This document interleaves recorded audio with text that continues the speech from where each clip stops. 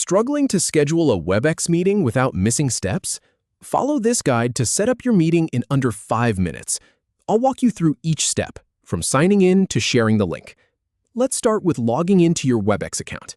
So, first things first, head over to the Webex website and sign in with your credentials. This is your company or personal account, whatever you use for work. Once you're in, the main dashboard will appear. Over on the left side, you'll see a sidebar menu. Go ahead and click on the option that says Meetings. This takes you to the central hub, where all your upcoming and past meetings live. Now, on this Meetings page, look for the Schedule button. It's usually a bright blue button right at the top. Give it a click.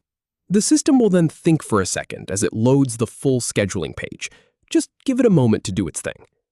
Here's where we really get into it. You'll see a field at the top that says Topic or Meeting Title. Click into that and type something descriptive. I always suggest something clear, like Weekly Team Sync or Client Proposal Review. It makes life easier for everyone later.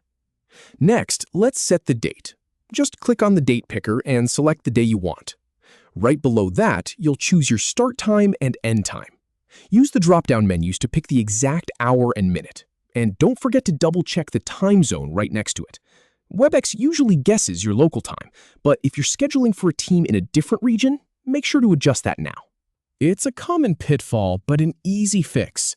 All right, now for a few optional but really handy extras. If this meeting is going to happen every week or every month, look for the Recurrence option. Toggle it on, then choose how often it repeats and when it ends. This saves you from having to manually set it up each time.